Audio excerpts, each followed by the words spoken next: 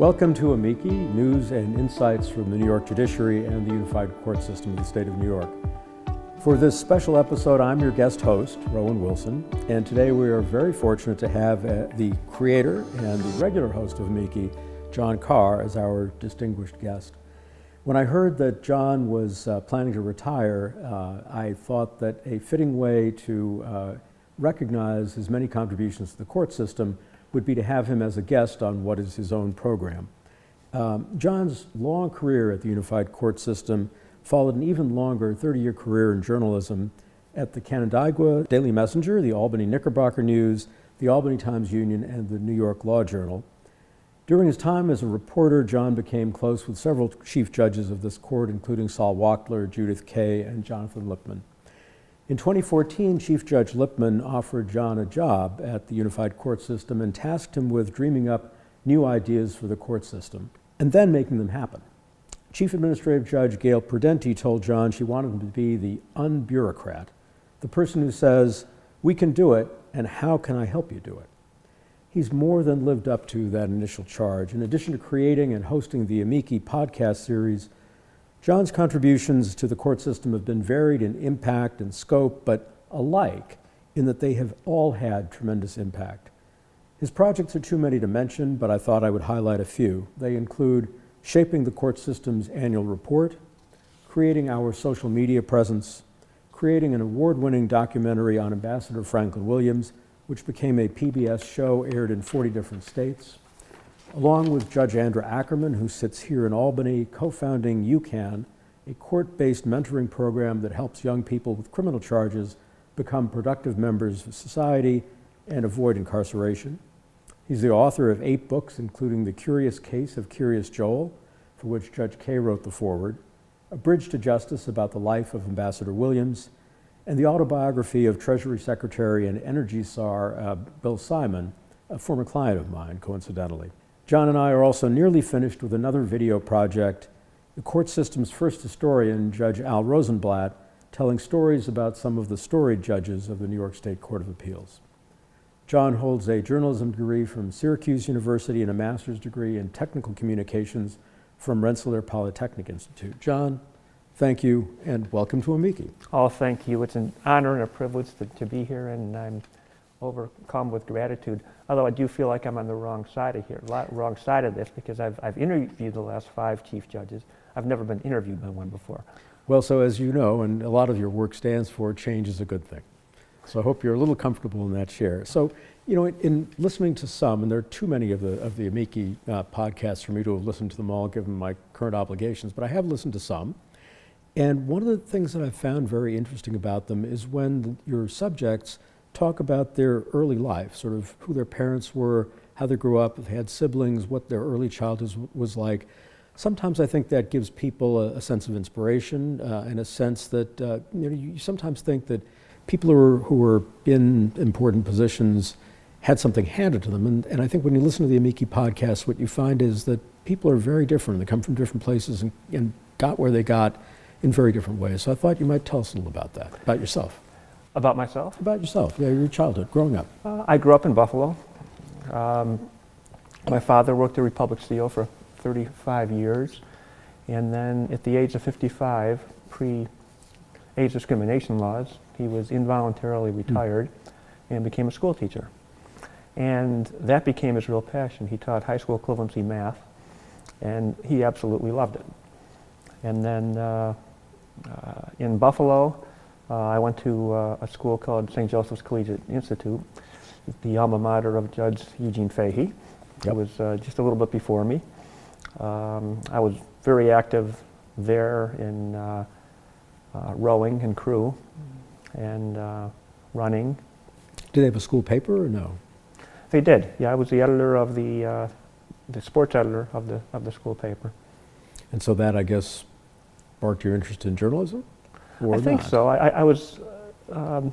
I kind of had an interest in it early on, you know, and in fact, very early on. You know, going back to watching the old Superman series with Jimmy Olsen, and for some reason that intrigued me. I like to tell stories. I'm curious. I like to look at things. I like to look for the story behind the story, which goes to the interviews with the people that I've done, where I look at their background.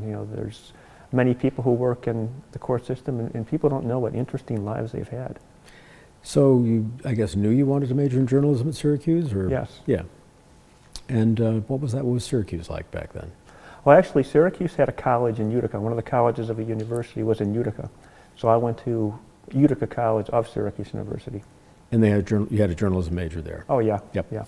And so then you're, a senior, you're thinking about what you're going to do, and what happens? Well, I graduated, and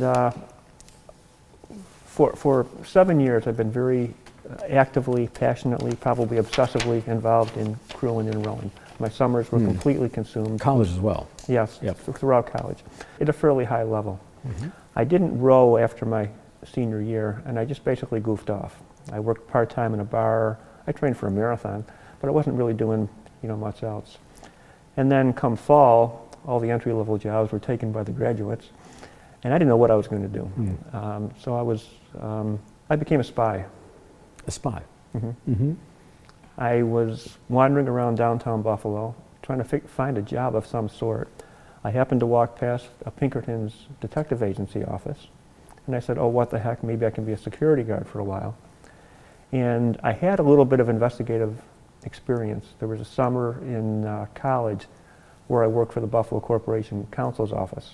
My brother was deputy corporation counsel on an investigation, so I had a little bit of investigative experience.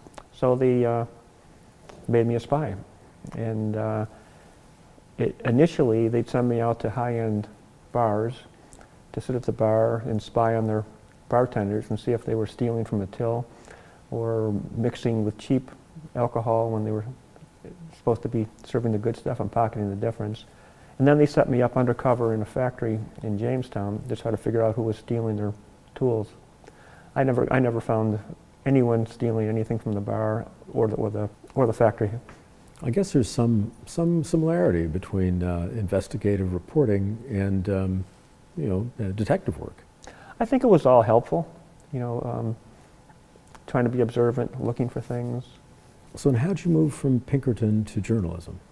Well, I never intended Pinkerton to be Right. a lifetime job, and I was continuing to apply for journalism jobs. And in, I think, December of 1980, I got a call from the Canandaigua Daily Messenger and ended up going there for the next 3+ years. What were you doing when you first started there? Oh, Because you've been at the sports desk. Did you stay in sports or just general? no, I didn't do any sports after that. I covered some towns, some villages, and ultimately the Ontario County Legislature. You moved on, and I guess you're at the Times-Union. Knickerbocker News first. Right, and then at the Times-Union is where I assume you met, you started reporting on the Court of Appeals. It was probably first at the Nick. I was a general assignment beat reporter for the Knickerbocker. There were two papers in Albany, Right. a morning paper and an afternoon paper, which merged in the late 80s. And I was hired as a beat reporter covering Troy and Rensselaer County, and the court beat became open, and they asked me if I wanted it, and I jumped at it. At the Nick? Yes. Yep. And then So what intrigued you about that? I mean, the general beat might be more interesting for most people.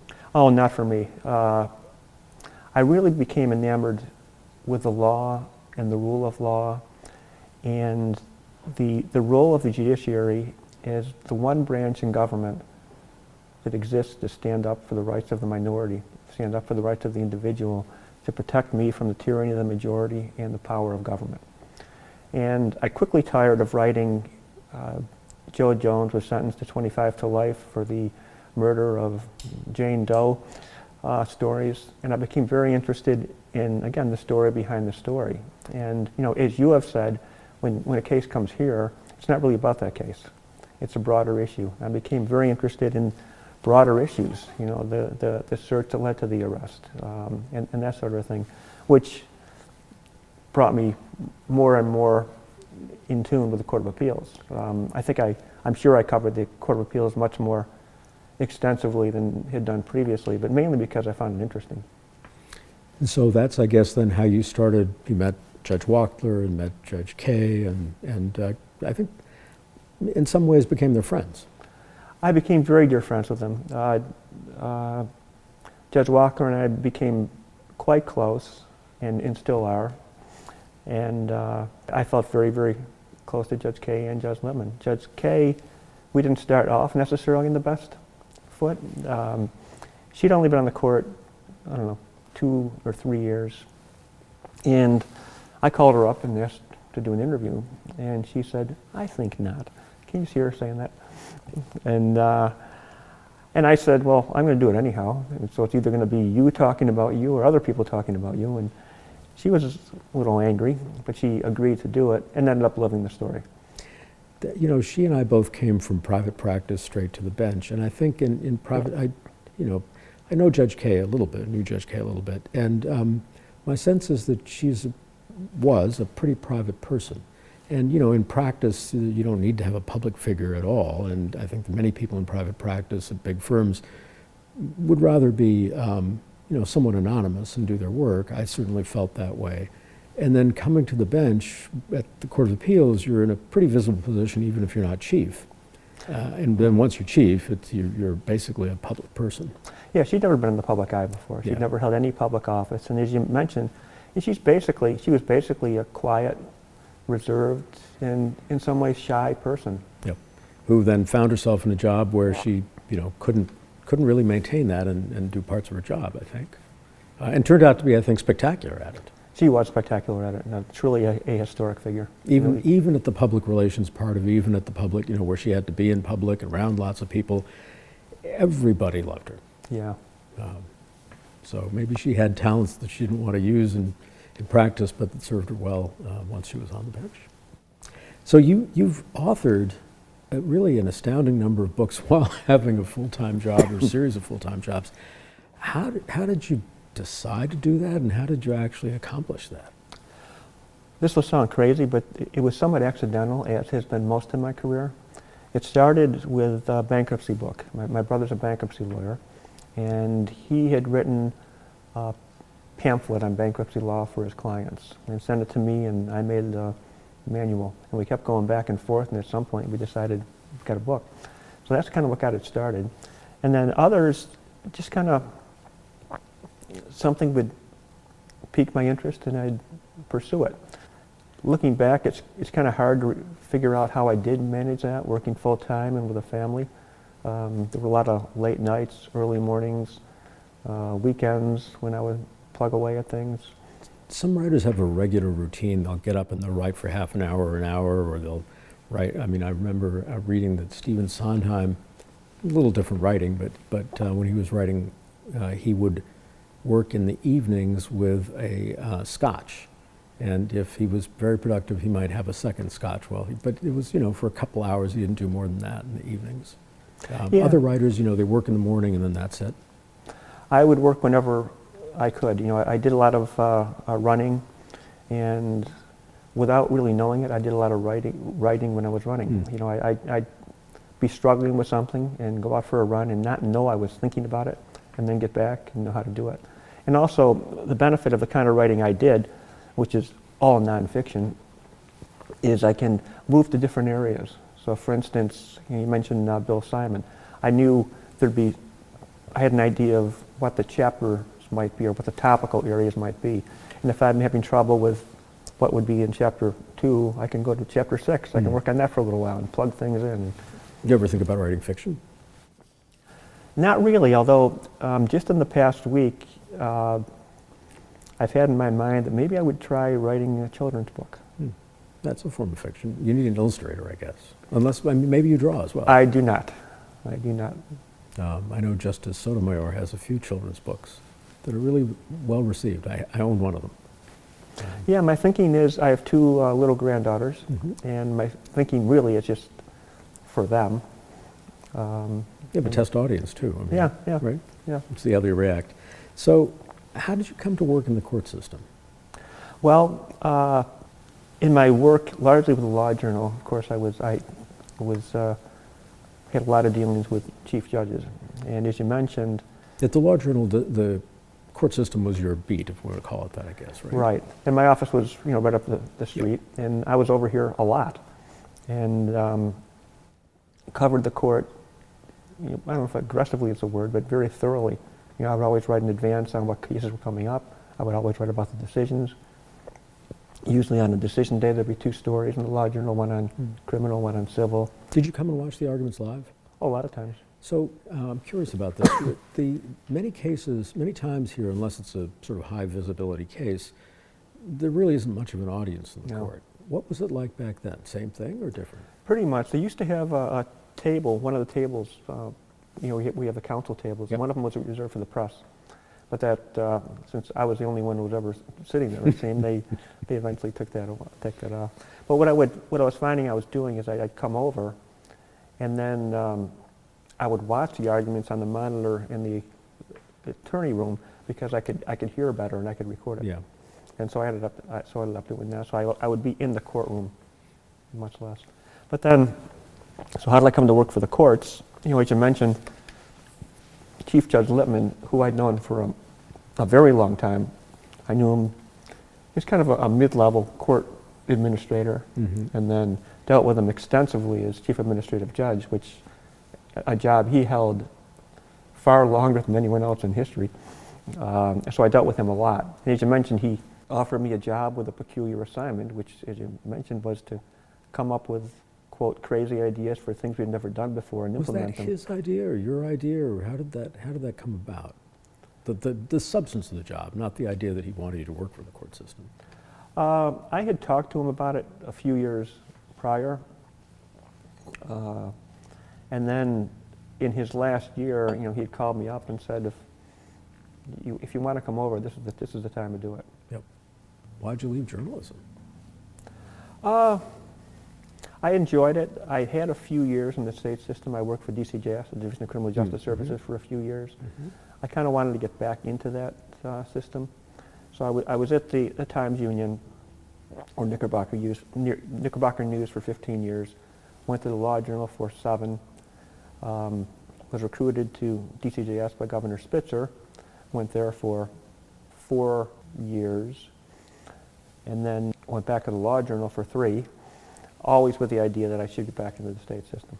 I probably shouldn't have skipped over DCJS. So how did that come about? And what were you doing there?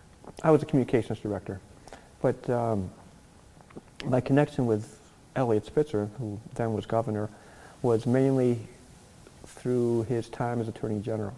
Because again, I was interested in the law, and he and I would have these discussions. I remember once at a press conference asking him a substantive legal question, and he laughed. And he said, "Don't you realize you and me are the only 2 people in this room who care about that? Give me a call. Give me a call, and we'll talk about it later." And we did. So we became, quite friendly. And then when he was elected governor, he had hired Denise O'Donnell to be commissioner of Division of Criminal Justice Services, and it was Denise who directly hired me. But I worked in his administration, and then for a short while, the Cuomo administration. Yep. So when you created the Amici podcast, how did you get the idea to do that, and what were your objectives? It's just something that came to me. It certainly came. It was certainly part of the Lippman directive to come up with crazy ideas and make them happen. I had done something a little bit similar at DCJS, and I thought we could replicate it here. I was not the host of it at DCJS, and I became the host of this mainly through necessity because there wasn't anyone else to do it. And so we started from the ground level. We created this program and grew it over many years. My impression, although I guess some of the earlier ones, I guess are not easily accessible, and maybe I haven't even found them. But a lot of the early ones that I've seen are sort of people who have supervisory roles in the courts or are relatively high up. But pretty quickly it then started being people throughout the system in all kinds of different jobs with sort of interesting stories to tell. How did you find those people? I would stumble on them. For instance, I was working on a filming project recently in Buffalo, and a filming project where we needed to have a family court judge involved. And the judge turned out to be a fascinating person. I mean, she's quadriplegic, and has a tremendous story to tell. And so it was things that I would get curious about something. Other people I just encounter and they tell me something interesting and I'd learn about them. And then people would suggest things. And I think you sometimes also got very like difficult stories for people to tell. You got them to open up about things that are quite personal. I mean, one that I remember listening to and thinking, wow, this is both important and must have been very difficult for the judge was Judge Marchochi, Yes. who talked about his daughter, whom he lost to addiction. Yes. You know, very important that people can see that that affects everybody, and that you know, that there are things that the court system can do and the state can do to try and help people out of those problems. Yeah, Judge Marchochi and I would have had a long conversation before doing that. I knew a little bit about the story. I knew a little bit about him. I mean, he's from Buffalo. I'm Yep. from Buffalo. Yep. I was familiar with him. I'm familiar with his daughter, who's now the administrative Yes. judge. And you know, we talked, and I think he was a little reluctant at first. And then I think, you know, obviously I persuaded him to do it because I thought that there was a benefit in sharing that story, because there are other people who are living that same story, and you know what he's learned and Yeah. what he's you know had to deal with personally. And then also, I think sometimes, I mean, there used to be a tremendous stigma, you know, decades ago, and I think the more people talk about it, especially people who, you know, could have kept it private and maybe are, you know, in his case, an appellate judge, right? It encourages other people who have problems that they don't need to hide their problems or be embarrassed about them, that they can come forward with them. I think so, and I think, you know, one of the ways I was able to get people to open up is I do care. Yes, that's evident from everything you've done. Thank you. So let me ask you about the podcast. Are there any that come to mind as sort of, you know, if you had to have, assume that the listeners to this have time to, you know, listen to 3, 4, 5 maybe, where would you tell them to start, or are there any that really stand out that way? Well, I enjoyed the one you and I did. I enjoyed very much the one I did with Judge Zayas. Judge Hernandez has an astonishing story. Judge Filbert, the quadriplegic woman. Martin Nguyen, who was you know, this is someone that many people in the court system know and work with, and nobody knew his story, which was he was a Vietnamese boat baby. He was taken out of Vietnam by his mother when he was a toddler, you know, in a little boat, and went to the Philippines and slept in a hammock for his first 2 years. And I think that's an inspiring story. There were a lot of them. I enjoyed working with the Franklin Williams Commission on some of those, and Latino Judges Association. I did a lot of work with them, and I enjoyed that very much, and I learned a whole lot. But it was nice to work with them. I'm kind of going in another area, but nice to work with them as a group and get to know them and work with them and know them. That was really fun. On the commission particularly, the Williams Commission. The Williams Commission and the LJA, the Latino Judges. Yeah. So let's move over to UCAN for a moment, which you and Judge Ackerman started, and which when I, you know, as soon as I learned of it, I watched her YouTube about her childhood and how she came around to the idea. Can you tell us about it a little bit and why it was important to you and how you stumbled on it? That's probably the most impactful and important thing that I've done in my career. Judge Ackerman and I are good friends. We worked together at DCJS, so we knew each other, you know, long before she became a judge. And she'd been a judge maybe 3 weeks, and she called me at home one night in tears, and she was troubled by what she was seeing, you know, which was herself. She came from a very traumatic childhood, and she was seeing young people before her who reminded her of herself. And what she kept saying to me, and it gives me goosebumps right now, is, you know, and she's in tears, and she's saying, I don't understand. Why am I up on the bench looking down there, and why are they down there looking at me? I'm not better than they are. What's the difference? In a long discussion, you know, she must have realized it before, but she decided it was mentors that she had. When she was going off the rails, there was someone to show they cared, someone to help nudge her back, and she wanted to replicate that. And then she asked me to research what sort of court-based mentoring programs existed in the state, and there weren't any. And so I looked around the country, and I also didn't find any. Mm-hmm. And then this gets back to the Judge Prudenti mandate to help judges make things happen. And then she said, do you think we could start one? And I said, easier done than said. And we did. It's not so easy. It was not that easy. It's not so easy. But it's also hard to conceptualize, I think, because people ordinarily don't think of courts as their function is provide mentors. Their function is to keep people out of trouble. Their function is to help people who are in trouble. That's not the conventional way to think of what a court does. Happily, I think in New York now, we've gotten past that point conceptually. We have a lot of specialized courts that deal with people who have criminal justice system involvement, but the knee-jerk reaction is not to throw them in prison. It's to say, well, what's going on?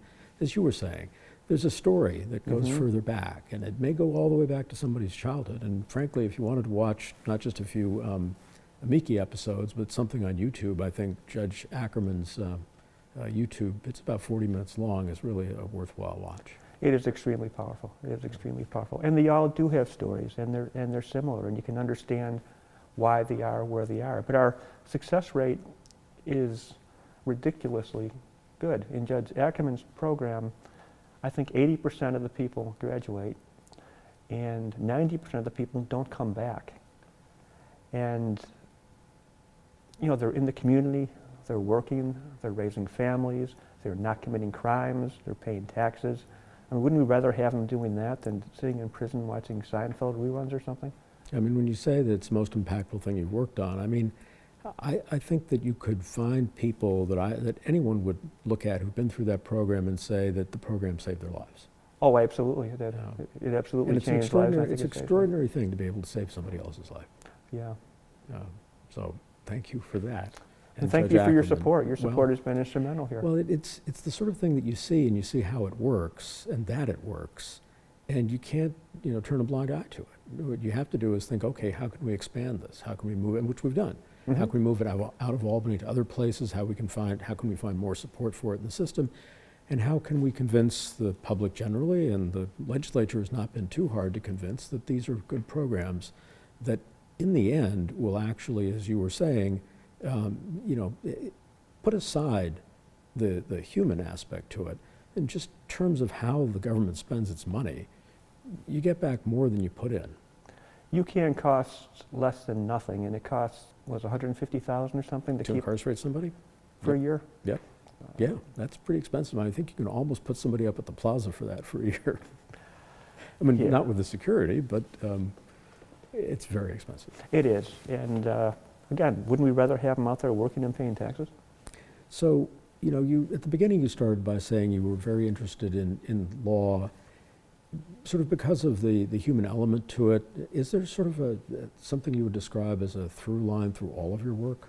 I mean, it seems to me anyway, and not to put words in your mouth, that when you were a journalist, when you've been at CJS, when you've been at the court system, what you've been, and when you describe as crazy ideas or out of the box thinking or whatever, that there's been something that animates all of that, and it really is thinking about why we do what we do, and is there a better way to do it that produces better results for society and also better results for the individual.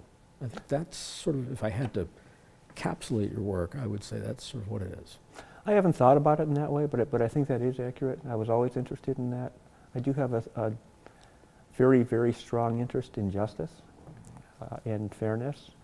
And looking back, that did inform much of my reporting and things that I would find interesting. But most of my career has been somewhat accidental. Nothing was plotted out, nothing was choreographed.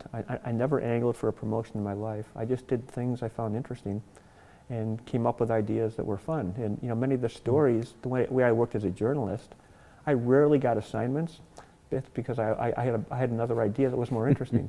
And that way you don't, that way you're not writing weather stories all the time because, Caher's doing something else. He's got this going. This is also probably when you're out running, you're thinking of ideas for stories, I guess, right? Yes, yes. Yeah.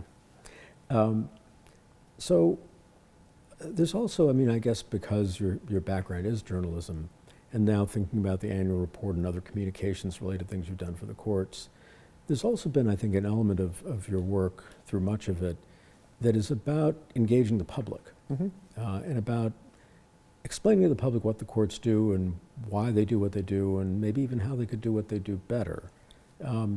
There's a lot of research showing that people's confidence in government over the last 40, 50 years has been sliding. Courts are not immune to that. State courts do a little bit better than the federal courts in that regard, but still everybody is sort of slipping. What can we do about that? I think that is vitally important, and the way to approach that, I think, is to get our story out and to show people what goes on, to invite people to the Court of Appeals. I mean, I love coming over here and visit the trial court, see what happens when nobody is watching. And I think we can really amplify, and we have. We've got a robust communications department, and much, much more robust than it ever had been in the past.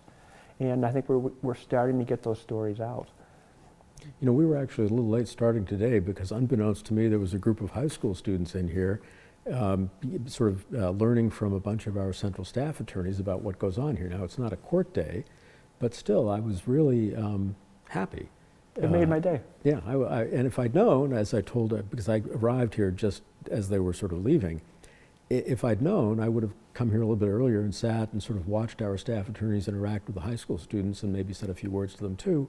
Not that, my doing that really that they would remember that in any meaningful way, but all you need is one kid who says, the chief judge popped in and whatever, and might remember that 20 years from now, 10 years from now, when, thinking about a career like yours or like mine, or like anybody in the court systems. Yeah. I think it's so important to understand, particularly with all the criticisms coming of courts, that judges aren't politicians in robes.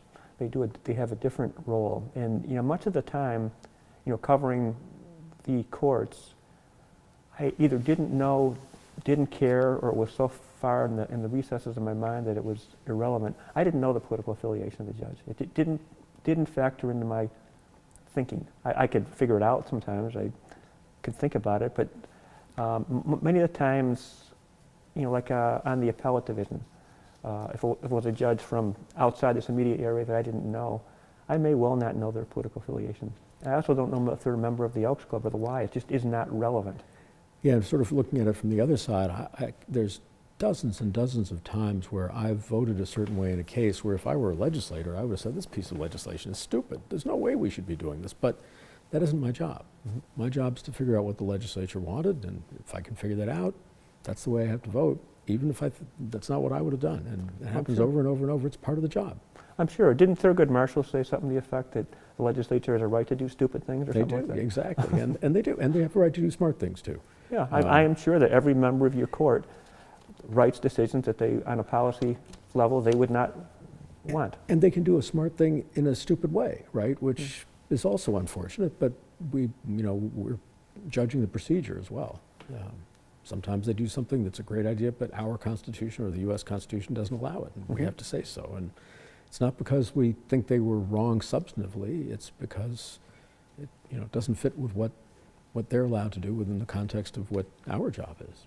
And that's what appeals to me so much about the law, is the Constitution, a set standard of rules that apply to everyone and are not subject to whim.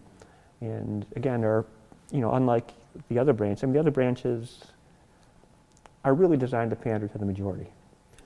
In one way or another, yes. Yeah. Right. But that's an important feature of democracy. Yeah, absolutely. That's what democracy is. But we've got the one branch, the counter-majoritarian branch, that is there, as I said earlier, to protect me against the majority, to protect me against the government. And I think people need to realize that this is the only thing protecting them against that. And in some ways, this branch is like a set of very powerful brakes, kind of. It can slow things down. It can slow things down a lot to give the other branches a chance to think about what they're doing and to give the political process, which takes time to work.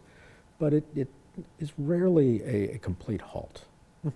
Rarely a complete halt. So, and, as you well know, things arise that the legislature needs to respond to, and it hasn't. Yes. Not because they've been negligent in their duties, but because a situation arose that was not foreseeable. Right. Right, and that it maps onto an existing statute in a poor way. Exactly. Whenever the statute was written, nobody had that in mind. Yeah. So, what are you going to do in retirement? Well, I know you have 2 young grandchildren. I do. There may be more on the way, we don't know, I guess. A lot of home projects, maybe a little bit of travel. My wife is still working, but I hope that doesn't last a whole lot longer. Writing? Maybe another book? Maybe. Oh, you said a children's book, possibly. Possibly, or whatever else. And most of the books just kind of came to me. Something would pique my interest, and I'd... You still running? No, I don't run anymore. I've had a lot of spinal problems. I still do a lot of bicycling. And my wife and I have taken a couple extended bicycle trips. We did a trip in Italy, on the Tuscan coast of Italy. Oh, nice. And a couple years ago, we did a trip to Switzerland, Germany, and France. Sounds hilly on a bike. It was. Part of it was on a Tour de France route, and some of it was right in that. It's a fascinating area with a blend of cultures, because of those geographic borders or political borders have been rather fluid. Yes. Sometimes it's Germany, sometimes it's France. Yes. And It's all the EU now, so a little bit easier, but... Yeah, it's been fairly stable since World War II, but it was a fascinating area, and I would like to do more of that. So I've done that a few times with my family through France. A couple of judges and I have been contemplating for a while, and I think, and Chief Yalamas, Chief of Court Security here, is going to do this with us, are thinking of riding from Manhattan to Albany. Oh, wow. On the Empire Trail? Yeah, any interest in joining us? We're Possibly, probably yeah. split it over 3 days, so about 60 miles a day for 3 days. Quite possibly, yeah. All right, we will let you know. It may be, and you'll have plenty of time to train. It probably will be in advance of September session if we can swing it this year or else next. Great. Great. Well, we'd be delighted to have you aboard. And we probably can't keep pace with you, but we'll do our best. Yeah, I don't ride like I used to. Well, none of us does. So let me, I think we've kind of come to the end. I don't want to just thank you for agreeing to sit for this, but really to thank you for everything you've done for the court system while you were employed by the court system, but even before that. I mean, it's just been an amazing career where you've contributed so much in so many ways, some of which are visible, like the archive of all the Amici podcasts, but some of which are not so visible. Our annual reports are wonderful, but I think people picking them up will look at the ones that since I've been chief, and they'll look at my picture and Judge Zayas's picture, and they'll think, oh, these are the guys who did it. No, we're not. You know, it's really you and other people who've seen the importance, as you were talking about, of having the public understand not just how many cases we handle or how many judges there are or what all of this costs. That's in some ways, none of that is really that important. But some snapshots of the people's lives that have been affected by the court system, knowing that there are many, many countless others, and these are examples. And there's other types of examples that we couldn't fit into this year's annual report that might be in next year's, the years after, but that in reading a set of these and many of the other things you've done in the way of communications and outreach, that public confidence, public understanding of what we do will be improved. And ultimately, if people who believe in the system, not just the court system, but the system of government we have, an understanding of the courts and our role, and that we are, as you said, not politicians in robes, but people doing something else that's vitally important. You've contributed to that immensely, and I can't thank you enough for that. Thank you. Well, as I've said to several people in the last couple of years, I really feel like this is kind of like the Camelot era of the courts. We're really in a good time. We have an administration, you and Judge Zayas, that actively encourages thinking outside the box and doing things in a different way. We have good relations with the governor and the legislature, and that is not always the case. Yes. And it doesn't always last. Yes. We have people who are happy. People talk to me in ways that they wouldn't talk to you, and vice versa, of course. But people are happy. Judges are happy. Employees are happy. This is a good time to be in the court system. It is, and I don't take it for granted. On the other hand, I do think that there are things that Judge Zayas and I and the other members of the leadership team, and it's then trickled down to the administrative judges, have done to try and foster that. So Definitely. that anyone can approach us with an idea. We're all about, learning what people need, what they want, and hearing, where you were given a particular assignment by Chief Judge Lipman and Chief Administrative Judge Prudenti. We've kind of tried to give that assignment to everybody in the court system, to think outside the box. Tell us about things we might be able to do to help. The other thing that I think has made a real difference, particularly with the legislature, is it turns out legislators are just like everybody else. They'd like you to listen to them. That doesn't mean to do what they ask you to do, but if they have an idea about a piece of legislation, they'd like you to hear it. They'd like you to give them comments about it. And the separation of powers doesn't require us to be silent about prospective legislation. In fact, historically, at least when the legislation gets to some point, the governor's office will ask the court system, what do you think about this piece of legislation, if it's something that might affect the courts? There's some advantage to not waiting for that, but instead to engaging the legislators early, and to, if a legislator says, look, can you come talk to a bunch of high school students in Albany on a Saturday, for somebody in the court system to say, yes, we can find somebody to do that. Those sorts of things go a long way, and I think it's important that all of the branches of government work together to improve government's image, and we're part of that. Absolutely. This is an important time to do that. The image, as you mentioned, of government, and unfortunately and unfairly, the courts nationally is not what it deserves to be. Well, I think, thanks to a lot of your efforts, we understand that, and we're going to try and, even in your absence, amplify on it. I'm sure you will. Thank you so much for this opportunity. It's been a thrill. No, thank you. It's been a treat for me, too. Thank you all for listening to Amici. You can find all of the recent podcasts, about 150 or so of them, on the court's website. Most are also on the iTunes podcast library. If you have a suggestion for a future Amici podcast, please let us know.